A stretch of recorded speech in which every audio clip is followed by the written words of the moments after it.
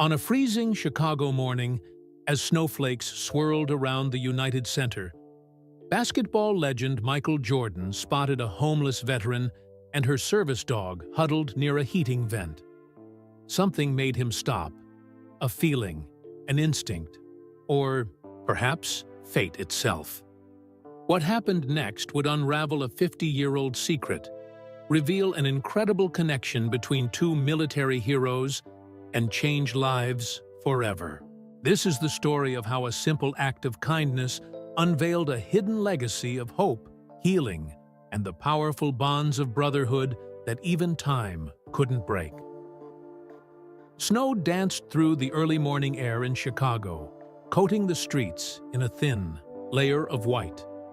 Grace Winters pulled her worn military jacket tighter around her shoulders and looked down at Scout, her faithful German Shepherd service dog. His warm brown eyes gazed back at her, filled with the same steady calm that had helped her through countless rough nights. "Just another day, buddy," Grace whispered, her breath forming small clouds in the freezing air. Scout's tail wagged once, and he pressed closer to her leg.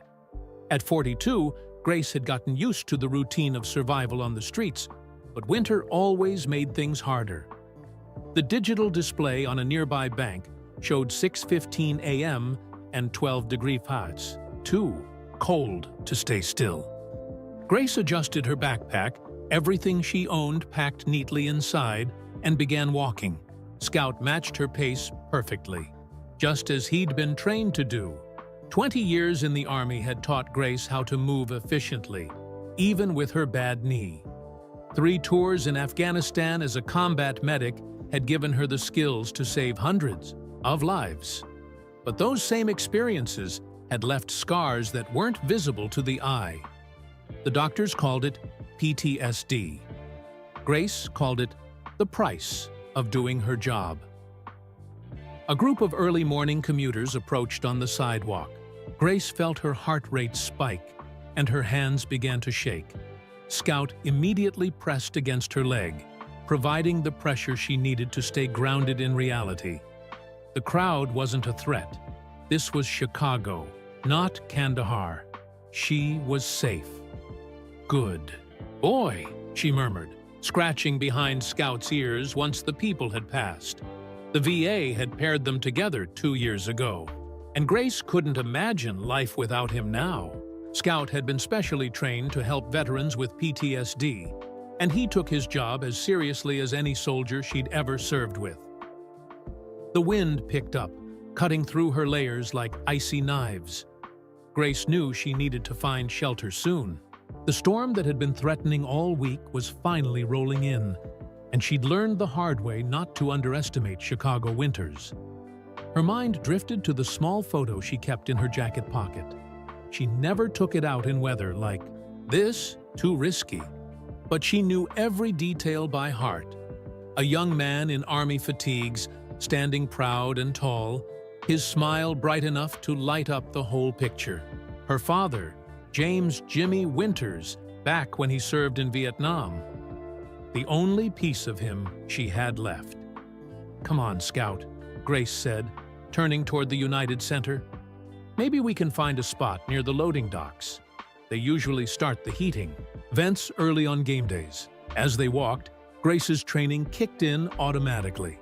She scanned doorways, noted security camera positions, and kept track of everyone around them. Old habits died hard. The streets around the United Center were quiet this early, but she knew that would change soon. Game days always brought crowds, which meant more people dropping spare change, but also more security moving the homeless along. The first snowflakes were getting bigger now, falling more quickly.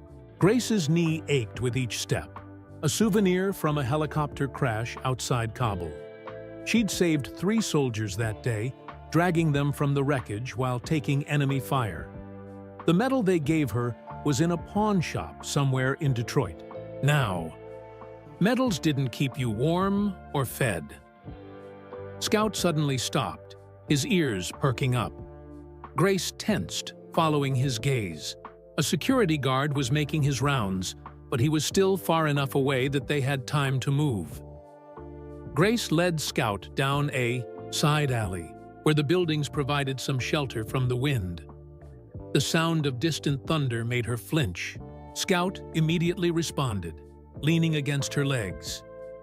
Grace took deep breaths, using the grounding techniques her therapist had taught her before the insurance ran out. Thunder wasn't explosions. Snow wasn't smoke. The past was the past. "Remember when we had a real bed, Scout?" Grace said, trying to distract herself. "That little apartment in Milwaukee wasn't much, but it was ours." She'd had a job then, working as an EMT. But the nightmares had gotten worse, the flashbacks more frequent. Missing too many shifts had led to losing the job, and things had spiraled from there. They found a relatively dry spot between two dumpsters near the United Center's loading dock. Warm air was indeed flowing from the vents above, creating a small haven from the bitter cold. Grace set down her backpack and pulled out a slightly squashed sandwich she'd gotten from the shelter yesterday. She broke it in half, giving Scout his share first. "Breakfast of champions, right?" she said with a small smile. Scout wagged his tail and carefully ate his portion. Grace had learned to make food last, but she never skimped on Scout's share. He worked too hard to go hungry. Fright. Sound of approaching vehicles made Grace pause mid-bite. Several black SUVs were pulling into the private parking area. Important people arriving early, probably players or management. Grace stayed still, hoping to avoid attention. Experience had taught her that invisibility was often the best defense. Scout's ears twitched, but he remained calm beside her. Through the swirling snow, Grace watched the SUVs park. The storm was picking up now, thick flakes obscuring her view of the vehicles. She pulled her jacket tighter, grateful for the warm air from the vents above. As she finished her half of the sandwich, Grace thought about the VA appointment she had next week. Another attempt to get her disability claim approved. 3 years of paperwork, appeals, and waiting. Sometimes it felt like she was still fighting a war, just a different kind. The photo in her jacket seemed to grow heavier. Her father had faced similar battles after Vietnam, though she'd been too young to understand then. Now, living it herself, she finally knew why he'd always said the hardest part of war was coming home. "At least I've got you," Grace told Scout, who responded by resting his head on her knee. The gesture brought tears to her eyes, but she blinked them away quickly. Crying in this weather was a luxury she couldn't afford. The tears would just freeze anyway. More vehicles were arriving now. The game day staff would be starting their shifts soon. Grace knew they'd need to move before someone spotted them, but the storm was really coming down. Sometimes survival meant choosing between bad options and worse ones. She checked her watch. A sturdy military-issue timepiece that had survived everything life had thrown at her. 7:30 a.m. The crowds would be arriving in a few hours. She and Scout would need to find another spot by then, somewhere away from the cameras and security guards. The thunder rumbled again, closer this time. Grace's hands tightened into fists, but Scout's steady presence helped her stay cantered. One breath at a time, one moment at a time. That's how you survived, whether in a war zone or on the streets of Chicago. Little did Grace know that this ordinary December morning was about to become anything but ordinary. As the storm raged and the city awakened, fate was preparing to deal her a hand that would change everything. But for now, she focused on what she could control. Staying warm, staying hidden, and keeping Scout close. The snow continued to fall, and Grace Winters, decorated combat veteran and trained lifesaver, huddled in her corner of Chicago, invisible to the world passing by. Scout kept his silent watch beside her, both of them unaware that their lives were about to intersect with a legend, and that the photo in her pocket held the key to a story decades in the making. The black SUV's engine hummed quietly as it pulled up to the United Center's private entrance. Inside, Michael Jordan adjusted his perfectly tailored suit and checked his phone one last time. The message from the veterans' charity organization he supported was still there. "Don't forget about the speech at halftime. These kids need to hear your story." Jordan smiled, thinking about the special event planned for today. 20 young veterans would be honored during the game, each one working to rebuild their life after service. He'd been doing more and more work with veterans lately, though he'd never told anyone the real reason why. "Mr. Jordan, we're here early as requested," his driver announced. "Security has cleared the area." "Thanks, Marcus," Jordan replied, looking out at the swirling snow. Chicago winters hadn't gotten any gentler since his playing days. As he stepped out of the SUV, the cold hit him like a defensive player he hadn't seen coming. That's when he noticed something unusual. Despite security's assurances about clearing the area, he spotted movement near the loading dock. His eyes, still sharp as ever, caught the outline of a person and what appeared to be a dog huddled by the vents. "Sir, please head inside," one of his security team members urged. "The storm's getting worse." But Jordan stood still, his attention fixed on the scene before him. The person was wearing a military jacket. He'd seen enough of them to recognize one instantly. The dog wasn't just any dog either. It had the distinct bearing of a service animal. "Hold up," Jordan said, already moving in that direction. His security team exchanged worried glances. "Mr. Jordan, we need to get you inside," another guard insisted. "We have a schedule to keep." Jordan waved him off. Some things were more important than schedules. As he got closer, he could see more details through the falling snow. The woman was trying to make herself smaller, clearly hoping to avoid notice. The German Shepherd beside her watched Jordan's approach with intelligent eyes, but didn't bark or show any aggression. "Good morning," Jordan called out, keeping his voice gentle. He'd learned how to approach veterans carefully through his charity work. "Pretty cold day to be out here." Grace looked up, startled despite Scout's calm demeanor. She immediately recognized Michael Jordan. Who wouldn't? But something else about him caught her attention. Something in his expression reminded her of, but no, that was impossible. "We're fine, sir," Grace said automatically, her military training kicking in as she started to stand. "We'll move along." Scout, however, did something unusual. Instead of staying pressed against Grace's leg as he was trained to do, he took a step toward Jordan, tail wagging slightly. Grace was shocked. Scout never approached strangers without a command. Jordan noticed the dog's reaction and smiled. "That's quite a partner you've got there. Service dog?" "Yes, sir," Grace replied, still puzzled by Scout's behavior. "He helps me with PTSD. 3 tours in Afghanistan." Something flickered in Jordan's eyes. "Combat medic?"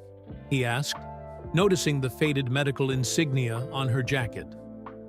"How did you—" Grace started to ask, but was interrupted by the arrival of more SUVs and the growing crowd of staff and security gathering nearby. Everyone had their phones out now, recording the unexpected scene. Jordan seemed to make a decision. "Look, this storm's only getting worse. I'm heading inside to prep for a veterans event we're hosting today. Why don't you and your friend here come in where it's warm? We can talk more." Grace hesitated. Years of living on the streets had taught her to be wary of sudden kindness. But Scout was still watching Jordan with that unusual interest. And there was something about the way Jordan looked at her, like he was trying to remember something. "I don't want to cause any trouble," Grace said, but Jordan was already shaking his head. "No trouble." Consider it a personal invite from me. Besides, he gestured at Scout. Looks like your partner here has already made up his mind. Indeed, Scout had moved to stand halfway between Grace and Jordan, looking back at her with an expression that seemed to say, "Trust this one." As Grace wavered, Jordan's phone buzzed again. He glanced at it, and for a moment, an odd expression crossed his face. The message was from his sister. "Dad's old Vietnam photo album. Found it. Bringing it to the game today. You won't believe what I discovered." Jordan looked back at Grace, studying her face more intently now. There was something familiar about her features, something that tugged at old memories. The way she held herself, despite her circumstances, reminded him of stories his father used to tell. "Please," he said, with more emotion than he'd intended. "Come inside." A gust of wind whipped around them, carrying snowflakes and an odd sense of destiny. Grace's hand unconsciously moved to the photo in her pocket. Her father's photo, the one she never showed anyone. Why did this feel so important? The crowd of onlookers had grown larger, their phones recording every moment. Tomorrow, these videos would be all over the internet. Michael Jordan, speaking to a homeless veteran in the snow. But they couldn't record what was really happening here. The invisible threads of fate drawing together, the answers to questions decades in the making. "Okay," Grace finally said, surprising herself. "Thank you, Mr. Jordan." "Michael," he corrected with a smile. "Just call me Michael." As they walked toward the entrance, neither Grace nor Jordan could know that this moment would change both their lives forever. The photo in Grace's pocket seemed to pulse with the weight of untold stories, waiting for the right moment to reveal its secrets. Behind them, someone in the crowd whispered, "Why her? What made him stop?" The answer to that question was more extraordinary than anyone could imagine, but it would take time for the full story to unfold. For now, Grace, Scout, and Michael Jordan walked through the swirling snow, while destiny smiled at the long-awaited reunion it had just set in motion. The warmth of the United Center's hallway hit Grace like a wave. After so long in the cold, it almost hurt. Scout shook himself, sending little droplets of melted snow across the polished floor. A nearby janitor watched but said nothing, too amazed by the sight of Michael Jordan escorting a homeless veteran through the private entrance. "Let's head to my office," Jordan said, nodding to his security team. "We can talk there without all the PC." He gestured at the growing number of curious staff members pretending to do their jobs while stealing glances at them. Grace felt exposed under their stares. She was used to being invisible, and now she was anything but. Scout sensed her anxiety and pressed closer, but surprisingly, he kept glancing at Jordan with that same strange interest. Jordan's office was larger than Grace's last apartment. Basketball memorabilia covered the walls, but what caught her attention were the military photos mixed in among the sports achievements. Pictures of Jordan visiting troops overseas, posing with veterans, even a few old black and white photos that looked like they were from Vietnam. "Please, sit," Jordan said, gesturing to a comfortable chair. Grace perched on the edge, ready to bolt if needed. Old habits died hard. Scout lay at her feet, but kept his eyes on Jordan. "Coffee?" Jordan offered, already pouring 2 cups from a fancy machine on a side table. "Cream? Sugar?" "Black is fine," Grace said. Her hands shook slightly as she accepted the cup. When was the last time she'd had real coffee? Not the watered-down stuff from shelters? Jordan sat behind his desk, but immediately rolled his chair around to be closer, more casual. "So, 3 tours as a combat medic? That's impressive." "Grace," took a sip of coffee to hide her surprise. Most people didn't understand what that meant. "Yes, sir, Michael," she corrected herself. 42nd Medical Battalion. "How many lives?" Jordan asked quietly. "Sir, how many lives did you save?" "Combat. Medics, they usually keep count." Grace's hand instinctively moved to her jacket pocket, where the photo lay hidden. Her father had kept count too. 217, she said softly. "Not counting the ones we lost." Jordan nodded, understanding in his eyes. "My father," he started, then paused as his phone buzzed again. He glanced at it, and that odd expression from earlier returned. Just then, there was a knock at the door. A young woman poked her head in. "Mr. Jordan, the veterans group is arriving early because of the storm. They're asking about the pre-game. Meet and greet." "Tell them I'll be there in 15 minutes, Jordan replied, not taking his eyes off Grace. "And Sarah?" "No other interruptions for now." Grace shifted uncomfortably. "I should go. You're clearly busy, and I don't want to take up your time." "You're not taking up anything," Jordan said firmly. "Actually, I'd like you to stay for the event. We're honoring veterans today, and you should be part of it." "I can't," Grace said quickly. I'm not presentable. And Scout is a service dog and goes where you go," Jordan pointed out. "As for presentable," he pressed a button on his desk phone. "Sarah, can you bring in that spare Bulls warm-up gear we keep for special guests? And find someone to bring up breakfast, enough for 3, including something for a dog." Grace started to protest, but Jordan held up a hand. "Please, let me do this. There's something—" He trailed off, studying her face again. "You remind me of someone. I can't quite place it, but—" Scout suddenly stood up and walked over to Jordan's desk, nose twitching. He seemed interested in something behind it. Grace was about to call him back when Jordan's expression changed. "Wait here," he said, getting up and walking to a cabinet in the corner. He returned with an old shoebox, weathered and held together with rubber bands. "My sister just found this at our father's house. She's bringing the rest later, but I kept a few things here." He opened the box and started carefully sorting through old photographs. Grace watched, her heart beating faster, though she didn't know why. Scout had returned to her side but kept whining softly, something he rarely did. "My father served in Vietnam," Jordan said as he searched. He didn't talk about it much, but there was one story he told over and over, about the man who saved his life during a firefight near Saigon. They stayed friends after the war. But then, Grace's hands tightened around her coffee cup. The photo in her pocket seemed to burn. "When?" she whispered. 1982, Jordan said, still looking through the photos. "They lost touch after that.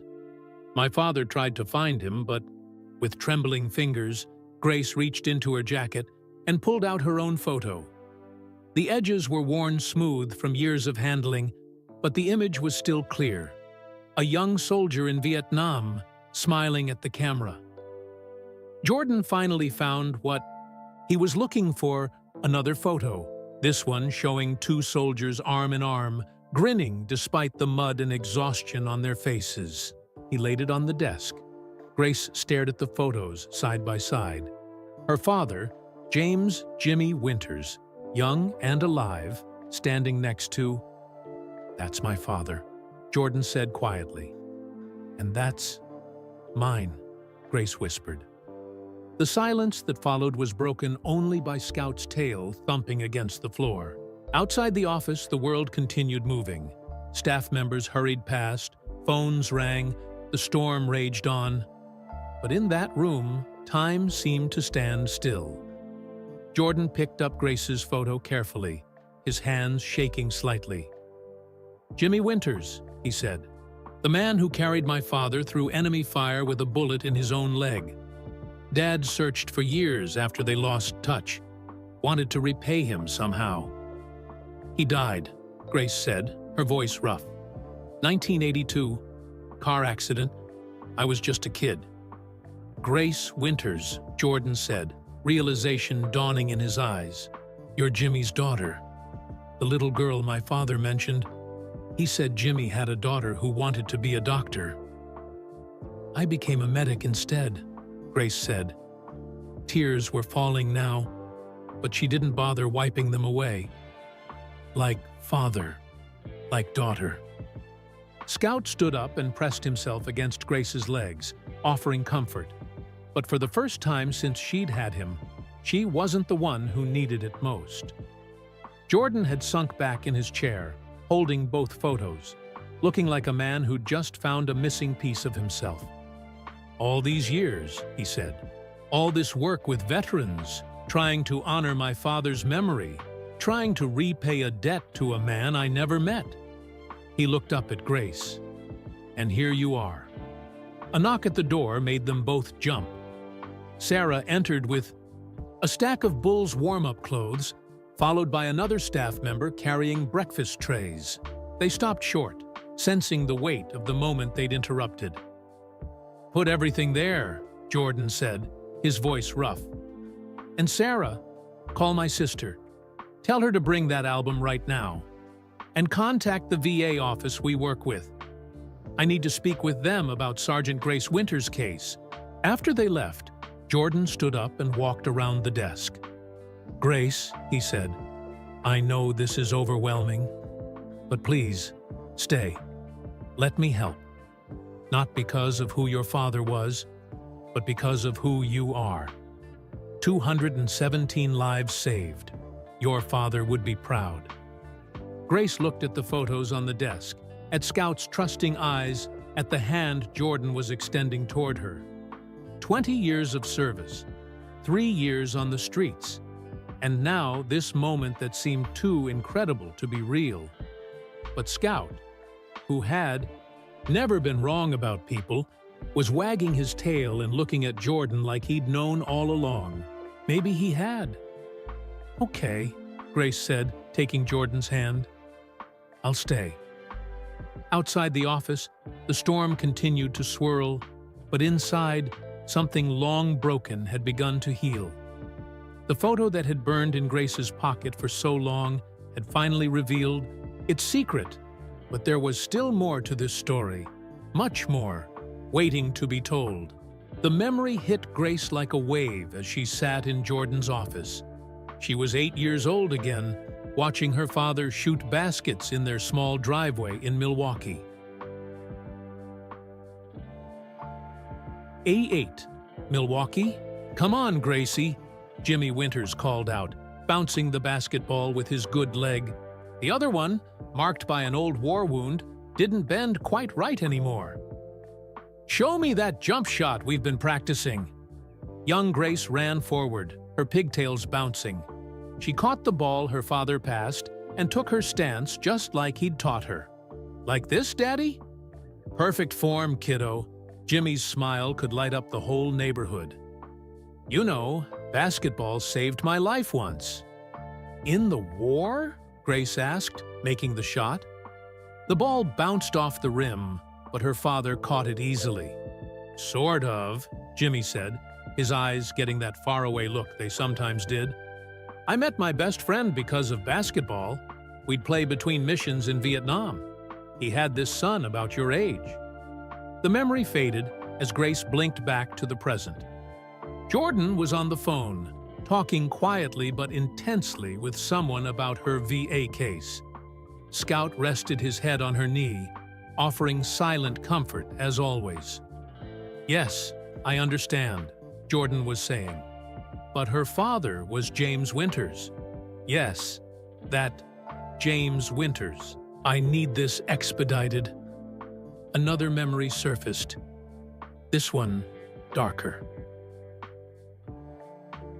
82. Milwaukee. The policeman at the door looked so tall to 8-year-old Grace.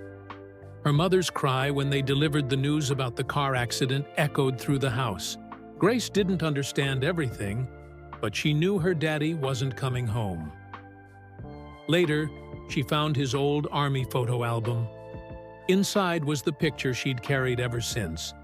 Her father in his uniform, young and brave. There were other photos too, including one of him with another soldier, both of them holding a basketball in front of their tent in Vietnam.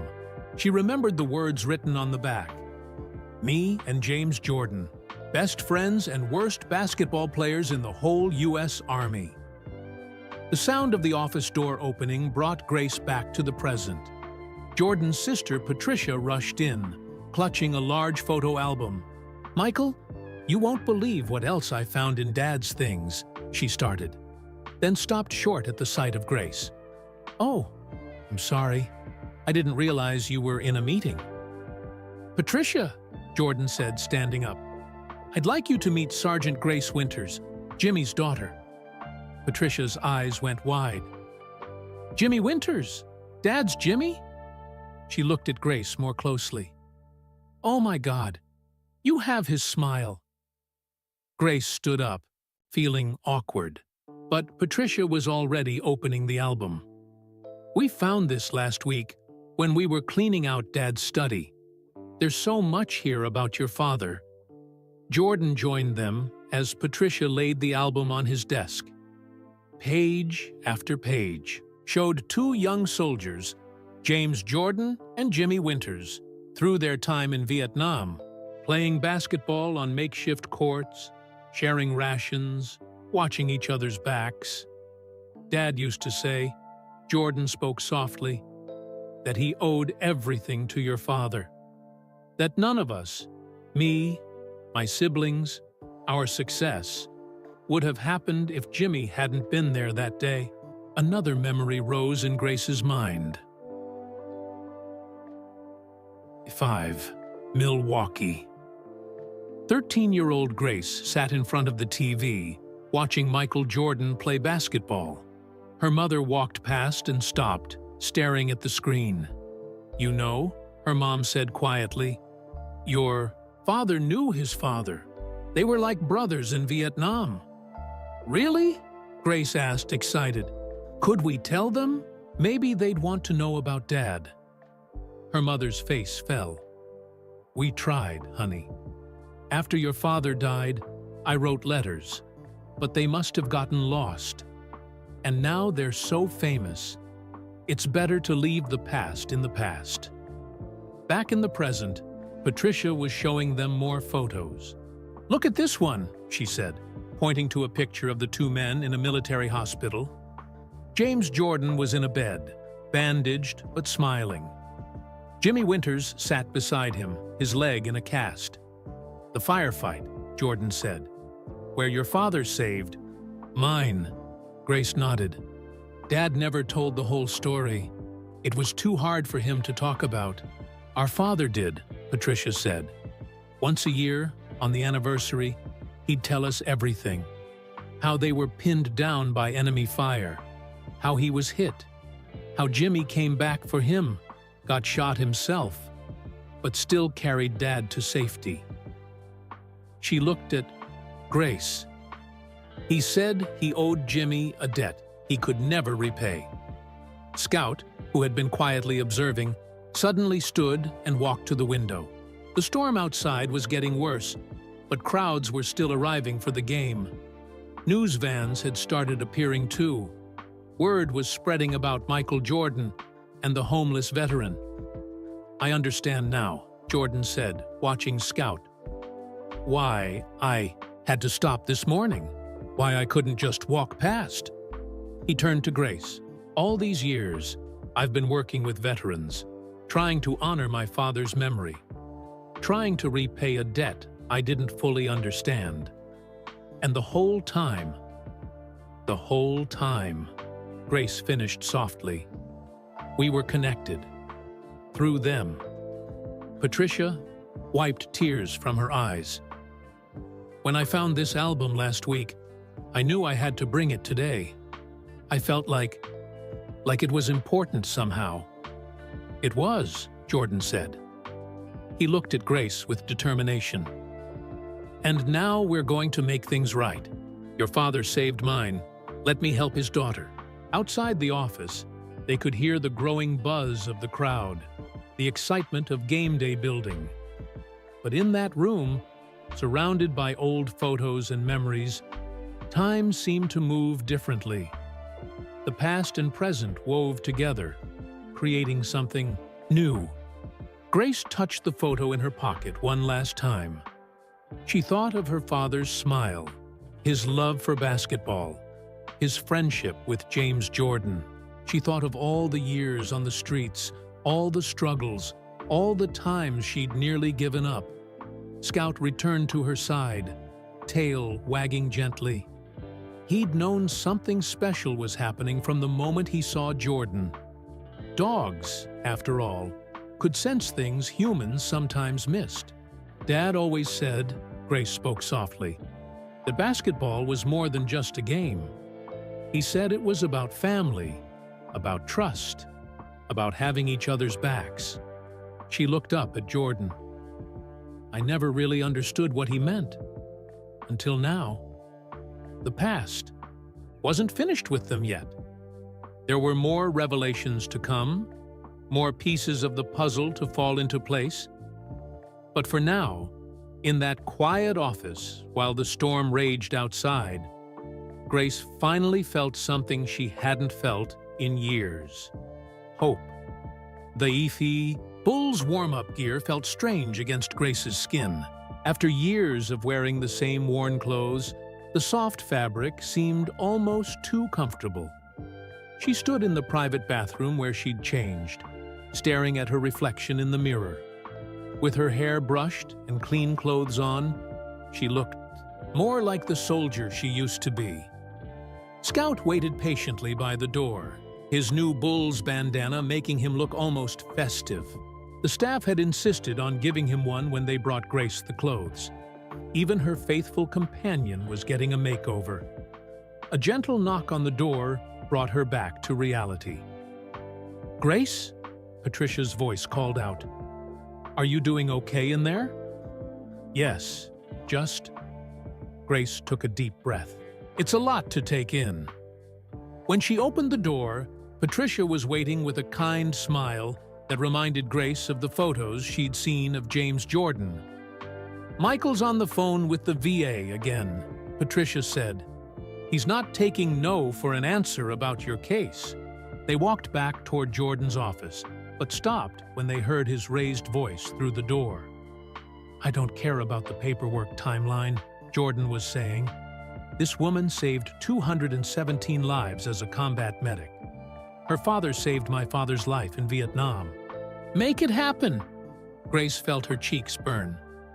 "He doesn't have to do all this." Patricia touched her arm gently. "Yes, he does. You don't know how much our father talked about Jimmy Winters. She paused, seeming to debate whether to continue. "There's something else we found in Dad's study. Something that might explain why Michael feels so strongly about this." Before she could elaborate, Jordan's office door opened. He looked frustrated but determined. "The VA is being difficult, but they'll come around. Right now, we have another situation to deal with." He gestured at a tablet on his desk, showing various news websites. Grace's heart sank as she read the headlines. Michael Jordan's mysterious morning encounter. Who is the homeless veteran MJ brought into the United Center? Social media buzzing about Jordan's surprise act of kindness. "The media's going crazy," Jordan explained. "They want to know why I stopped, why you're special." He looked at Grace intently. "We don't have to tell them anything. This can stay private." Grace walked to the window. The storm had intensified, but she could still see the news vans multiplying outside. Scout pressed against her leg, sensing her anxiety. "What would my father want?" she wondered aloud. "He'd want your story told," a new voice said. They turned to see an older man in the doorway. Marcus, Jordan's driver from earlier. He stepped. into the office, seeming uncomfortable with all eyes on him. "I'm sorry, Mr. Jordan, but I couldn't stay quiet," Marcus said. "I served in Vietnam, too. Different unit, but everyone knew about Jimmy Winters and James Jordan. They weren't just friends, they were legends." Jordan leaned forward. "What do you mean, Marcus? What legends?" Marcus looked at Grace. "Your father and Mr. Jordan's father, they didn't just play basketball between missions. They used the game to help soldiers cope with the war, set up tournaments, got different units playing together instead of fighting each other. Saved more lives that way, probably." Grace's hand went to her pocket, but the photo wasn't there anymore. It was on Jordan's desk with all the others. Still, she could picture it clearly. Her father smiling, a basketball under his arm, standing proud in his uniform. "There's more," Marcus continued. "The day your father saved Mr. Jordan, that wasn't the only time. They saved each other over and over. But the real story, the one everyone whispered about." He trailed off, looking uncertain. "Tell us," Jordan commanded softly. "They had a secret mission," Marcus said. "Something they did together that changed everything. But they never talked about it. Said the truth had to stay buried until the time was right." Patricia gasped. "Michael, the letter! The one we found yesterday!" Jordan's phone buzzed again, probably another media request, but he ignored it. "What letter?" "In Dad's study," Patricia explained, rummaging through her bag. "I was going to show you before the game, but then all this happened." She pulled out an aged envelope, the paper yellow with time. The name on the envelope made Grace's knees weak. "To my daughter Grace, open when the time is right." "It was with Dad's things," Patricia said, "but it's addressed to you." Grace took the envelope with trembling hands. Scout whined softly, picking up on her emotions. The letter was dated June 15, 1982, 1 week before her father's death. "I can't," Grace whispered. "Not yet." Jordan stood up. "You don't have to. This is already overwhelming enough." He checked his watch. "The Veterans event starts in an hour. Why don't we focus on that first? Give you time to process everything?" A knock at the door interrupted them. Sarah, Jordan's assistant, looked apologetic. "I'm sorry, Mr. Jordan, but the press is demanding answers. And there's someone here from the Department of Defense. They say it's about Project Homecoming?" Jordan and Grace spoke at the same time. "Project what?"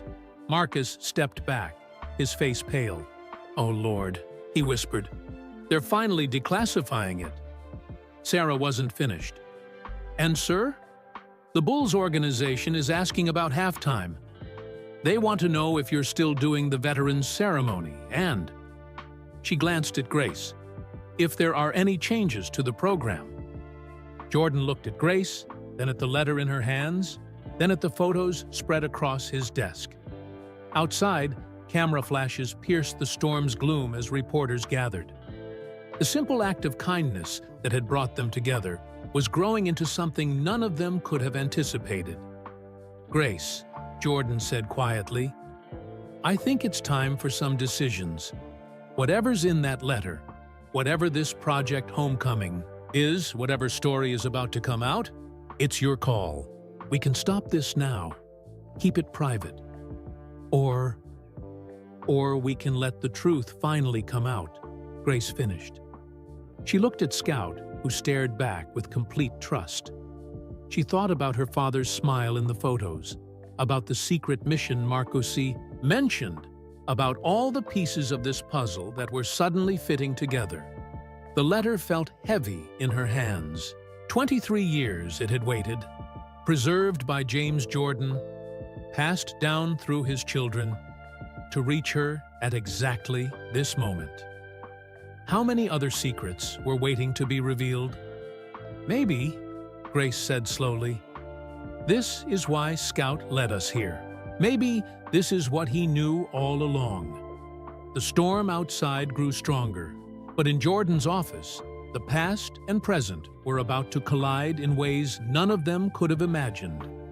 The truth about two soldiers, a basketball game, and a secret mission was finally ready to emerge. And Grace Winters, daughter of a legend, was about to learn that her father's legacy was far greater than she'd ever known.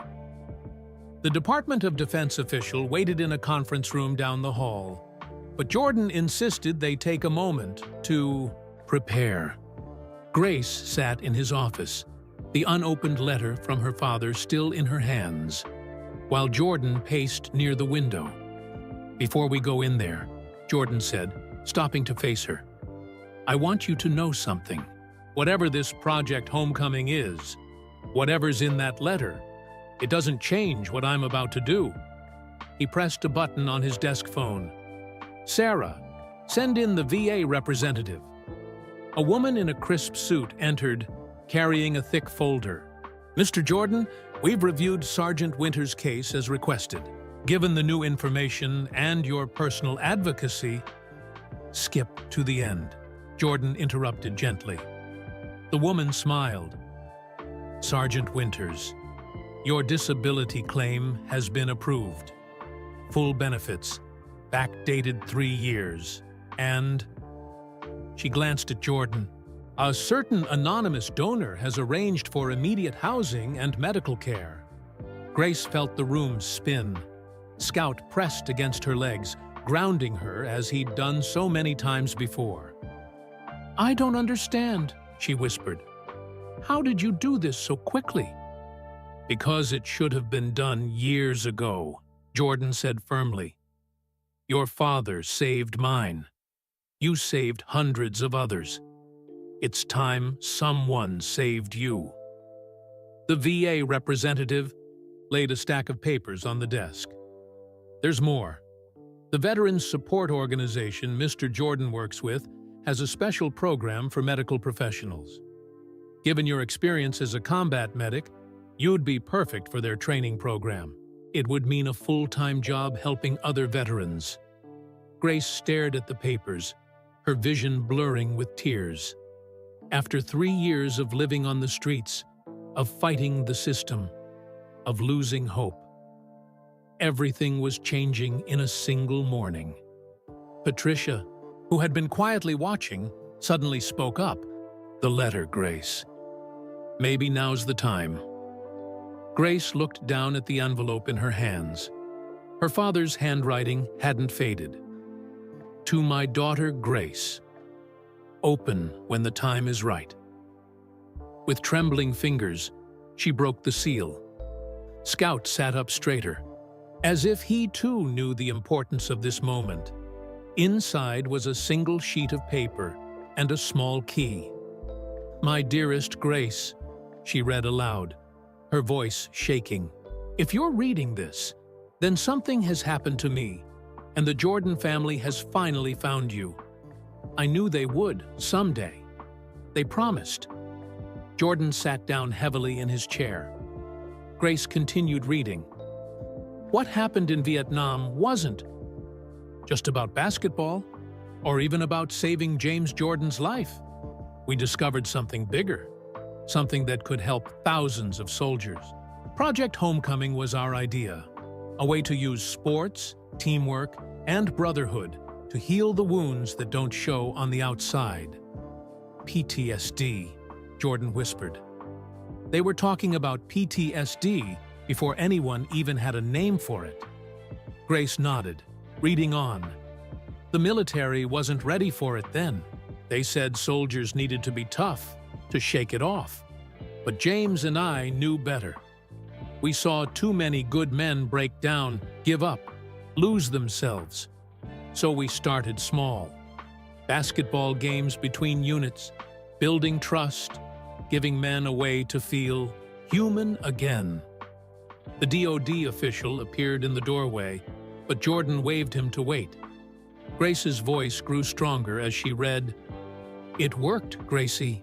Our basketball games saved more lives than any medicine. We kept records, proved it could help. The key with this letter opens a footlocker in James Jordan's keeping. Inside is everything. All the evidence, all the research, everything the military didn't want to admit about how soldiers really heal. Dad's footlocker, Patricia breathed. The one we could never open. It's still in his study. Grace read the final paragraph. I'm writing this because I have a feeling I won't be around to see Project Homecoming become real. But James promised to keep everything safe, to wait until the world was ready. And he promised to watch over you, my beautiful daughter, who wants to help heal others just like your old man. If you're reading this, it means the time is finally right. The key unlocks more than just a footlocker. It unlocks the truth about how soldiers can truly come home. I trust you to know what to do with it. All my love, Dad. The silence that followed was broken only by Scout's tail thumping softly against the floor. The DoD official cleared his throat. Ms. Winters, he said formally, what your father and James Jordan started, we've been building on it for years. Project Homecoming is now the basis for most of our veterans' mental health programs. We just couldn't reveal its origins until certain documents were declassified, which happened this morning, Jordan added, realization dawning in his eyes. That's why my sister found the album and letter this week. They finally cleared it all. Grace looked at Scout, remembering how he'd responded to Jordan from the first moment. And that's why you're so involved with veterans' causes, she said to Jordan. You knew about this all along. Jordan shook his head. I knew my father helped veterans, knew he had a friend who died, but I never knew the whole story. Not until now. The VA representative spoke up. Sergeant Winters, the program we're offering you, it's part of Project Homecoming. Your father and James Jordan's work continued through their children. If you want it. Grace stood up, her back straight, her father's letter clutched in her hand. Outside, the storm was finally breaking, rays of sunlight piercing through the clouds. The symbolism wasn't lost on any of them. Project Homecoming, Grace said softly, helping soldiers find their way back. That's what Scout does for me. That's what my father did with basketball. She looked at Jordan. That's why you stopped this morning. Not just kindness, but legacy, Jordan finished. Your father and mine, showing us the way home. The DoD official stepped forward. Ms. Winters, we'd like you to be part of the official announcement. Today, during the Veterans Ceremony, the world should know about Jimmy Winters and James Jordan and how a game of basketball helped heal the wounds of war. Grace felt Scout press against her legs, but this time not because she needed support. This time, he was telling her she was strong enough to stand on her own.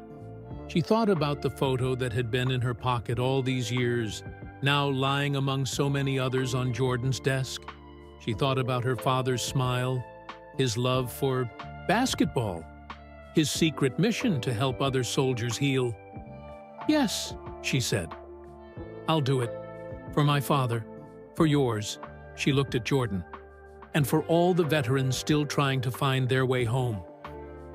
The storm outside had passed, but the biggest revelations were still to come.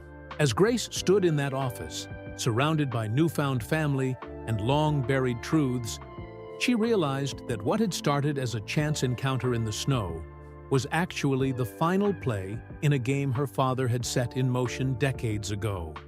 And somewhere, she was sure, Jimmy Winters was smiling. The United Center hummed with energy as 20,000 fans filled the seats. News of Michael Jordan's morning encounter with a homeless veteran had spread like wildfire, and speculation ran wild about what would happen during the halftime ceremony. Grace stood in the tunnel leading to the court, Scout by her side. She wore a specially made Bulls jacket with Winters written across the back. Her father's letter was safely tucked in the pocket, along with the key that would unlock so many secrets. "Ready?" Jordan asked, appearing beside her. He was dressed in his signature suit, but with a special addition, a military veteran support pin that matched the one in the old photos of his father. "I don't know if I'll ever be ready for this," Grace admitted. Scout pressed against her leg, offering silent support. "You've got this, Sergeant," Marcus said. The driver had changed into his old military dress uniform, medals gleaming on his chest. "Your father would be proud." The first half of the game passed in a blur. Grace watched from a private box with Patricia, the VA representative, and the DoD official. They worked on her speech for the ceremony, but Grace kept getting distracted by the footlocker key in her pocket. "We sent someone to get it from Dad's house," Patricia told her. "It should be here any minute."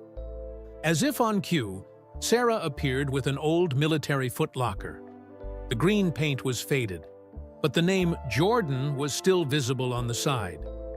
Grace's hands shook as she took out the key. Scout watched intently as she inserted it into the lock.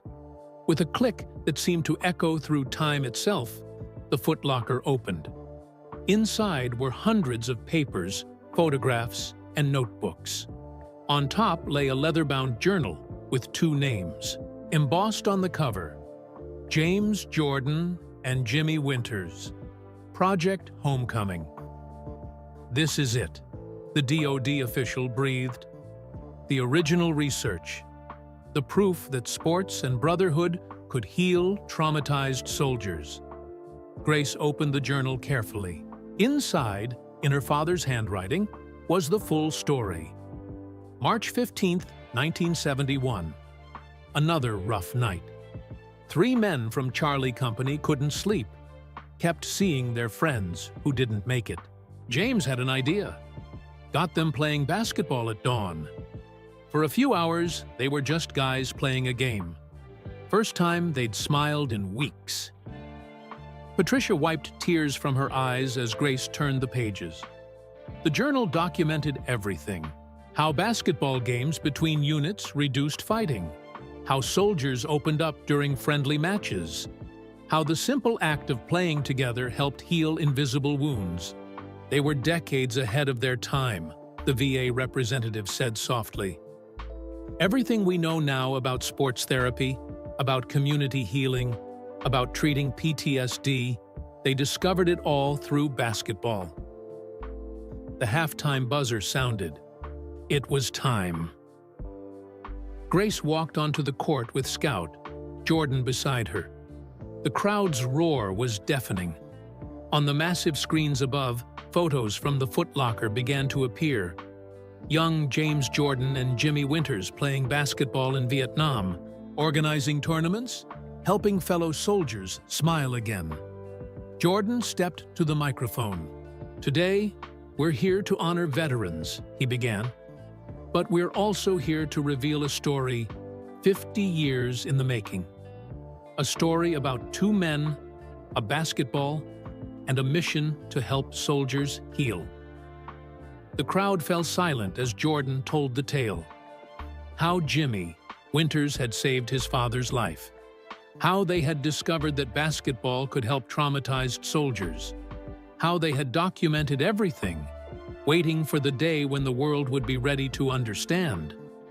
"And this morning," Jordan continued, his voice thick with emotion, "in the middle of a snowstorm, fate brought Jimmy Winters' daughter to our door, a combat medic who saved 217 lives.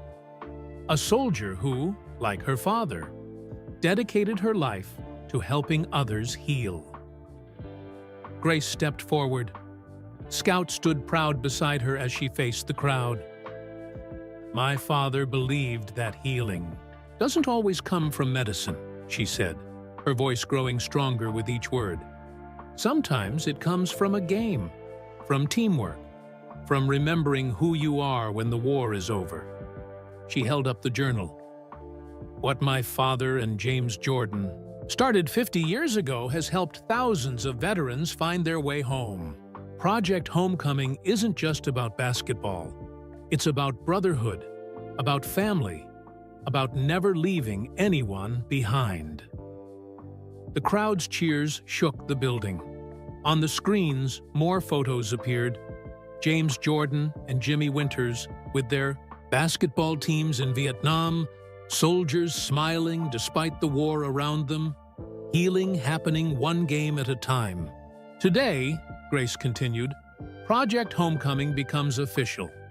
The program my father and James Jordan created will help a new generation of veterans, and I'm honored to be part of it. Jordan returned to the microphone. James Jordan and Jimmy. Winters were more than friends. They were brothers who understood that sometimes the greatest battles are fought after the war ends. Their legacy lives on through their children, through this program, and through every veteran who finds their way back through the power of sports and community. The ceremony concluded with a surprise. 20 veterans from Grace's old unit had been flown in. They surrounded her on the court, each one sharing a story of how she had saved them, either physically as a medic or emotionally as a friend. As the crowd gave a standing ovation, Grace felt Scout's tail wagging against her leg. He had known all along, somehow, that this morning's encounter was meant to be, that the storm would lead them exactly where they needed to go. Later, in the quiet of Jordan's office, Grace looked through more of the Foot Locker's contents with Patricia. They found letters, more photos, and detailed plans for Project Homecoming that seemed decades ahead of their time. Your father never got to see his dream become reality, Patricia said softly. But he made sure it would happen, even after he was gone.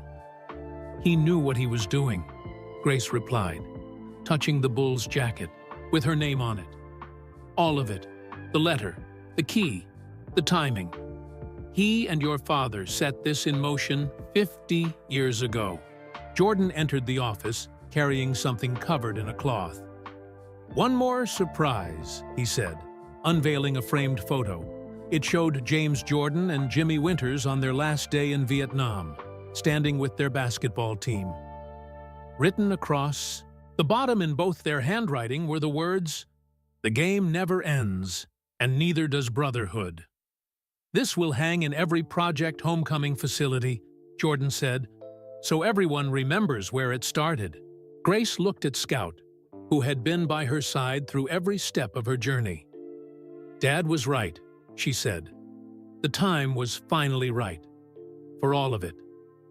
Outside, the sun had fully broken through the clouds, turning the snow into diamonds.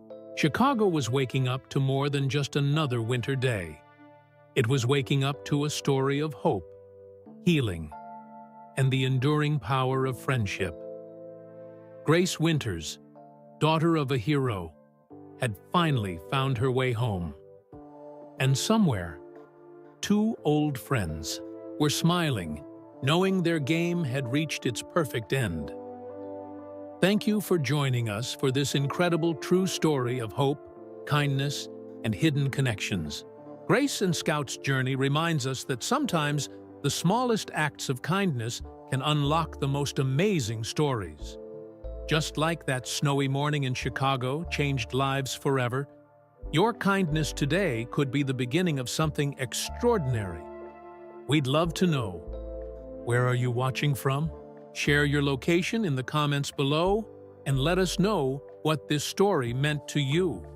Has a random act of kindness ever changed your life? If this story touched your heart, please give it a thumbs up and subscribe to our channel. Every subscription helps us share more stories of hope and kindness with the world. Together, we can remind everyone that sometimes the most powerful changes start with a simple moment of caring. Remember, kindness is like a basketball. The more you pass it around, the more lives it touches. See you in our next story of hope.